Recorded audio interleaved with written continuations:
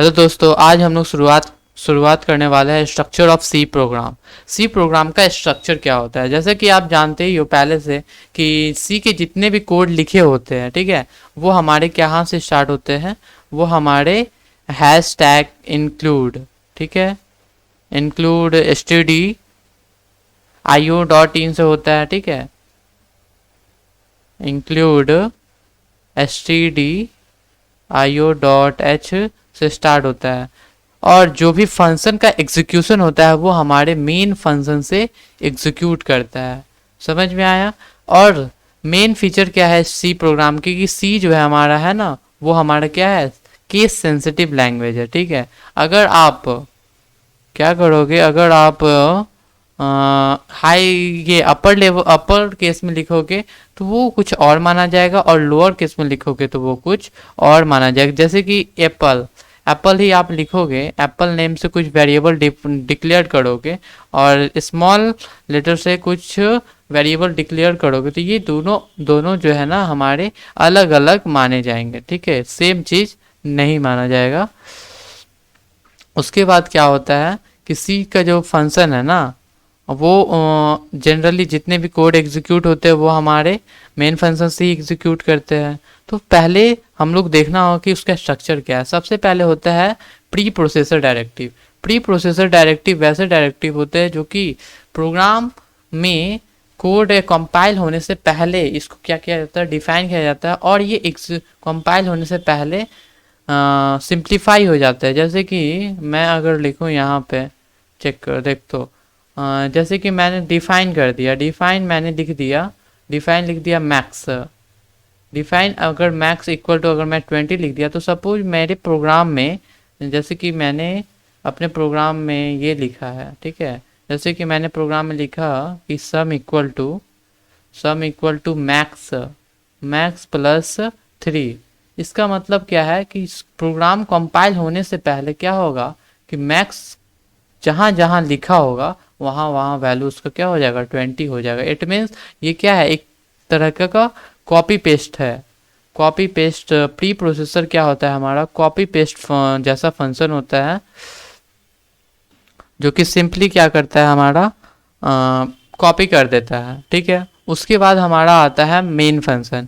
Main function जितने भी code start होंगे, ठीक है, जितने भी फंक्शन रन करेंगे वो हमारे मेन फंक्शन से ही स्टार्ट होते हैं। सपोज क्या करोगे कि अगर आप मेन फंक्शन से पहले, ठीक है, मेन फंक्शन से पहले आप कुछ दूसरा फंक्शन को डिक्लेयर करते हो, जैसे कि मैंने यहाँ पे फंक्शन 1 डिक्लेयर कर दिया, ठीक है, फंक्शन 1, फिर भी क्या होगा कि मेन फंक्शन पहले जितने कंपाइलर क्या करेंगे, सबसे पहले मेन फंक्शन को ढूंढता है, ठीक है, और वहीं से कोड एग्जीक्यूट करना शुरू करता है।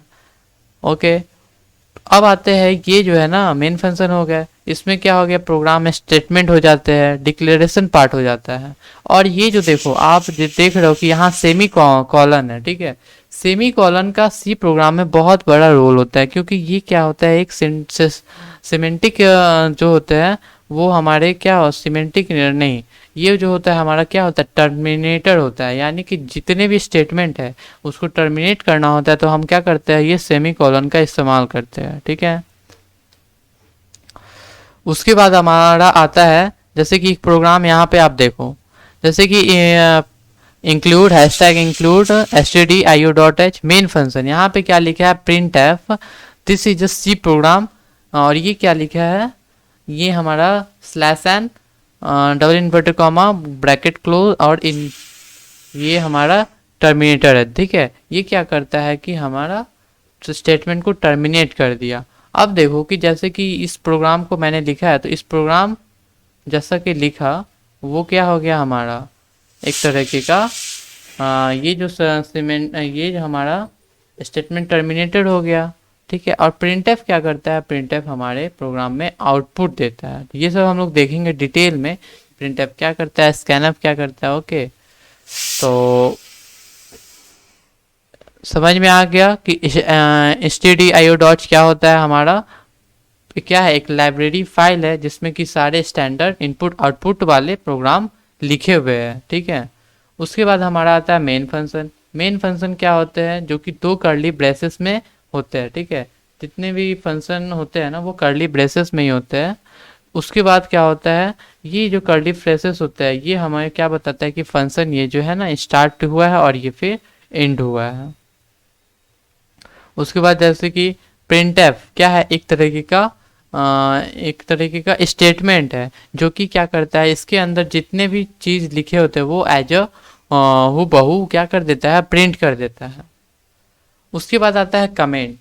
जैसा कि आप देखो कि जैसे कि हम लोग को अगर कुछ बात बताना होता है तो हम लोग जैसे कि लिखते हैं सम।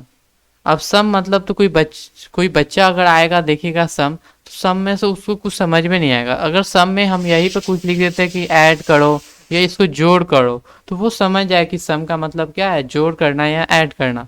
उसी तरीके से प्रोग्राम लाखों लाखों कोड में, लाइनों के कोड में लिखे रहते हैं, तो उसमें ये जो कुछ main program, program one, program two, ये इसका काम क्या है, तो अगर ये चीज़ अगर उसमें कमेंट में नहीं लिखा रहे तो हम पता नहीं चलेगा कि प्रोग्राम वन और प्रोग्राम टू काम क्या करता है।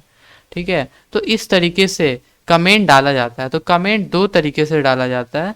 एक होते हैं सिंगल लाइन कमेंट, जैसे कि मुझे यहाँ पे देखो, जैसे कि मुझे यहाँ लिखना है कि कैलकुलेट द सम ऑफ, ये जो मैंने लिखा कि यहाँ क्या लिखा, कैलकुलेट, ये जो नंबर है ये कैलकुलेट करके सम में स्टोर कर देगा। तो यहाँ पे हम लोग अगर सिंगल लाइन में लिखना है तो हम लोग डबल स्लैश लगाएंगे और यहाँ लिख देंगे कि सम सम करेगा ए प्लस बी को। ठीक है, और सम में जो भी हम लिखते हैं ना कमेंट में, वो प्रोग्राम में कभी एग्जीक्यूट नहीं होता है। ये जो हमें होता है कि यो सिर्फ जो प्रोग्राम रीडर है या जो प्रोग्राम राइटर है, ठीक है, उसको सिर्फ समझाने के लिए ये चीज़ लिखा जाता है। अगर मल्टी लाइन में लिखना है, ठीक है, तो मल्टी लाइन में लिखने के लिए हमें क्या होता है कि स्लैश स्टार और फिर स्टार स्लैश से इससे क्या किया जाता है, क्लोज कर दिया जाता है। तो इसको कहते हैं मल्टी लाइन कमेंट। समझ में आ गया होगा। तो बाकी का हम लोग दूसरे लेक्चर में, नेक्स्ट लेक्चर में हम लोग बाकी का टॉपिक को देख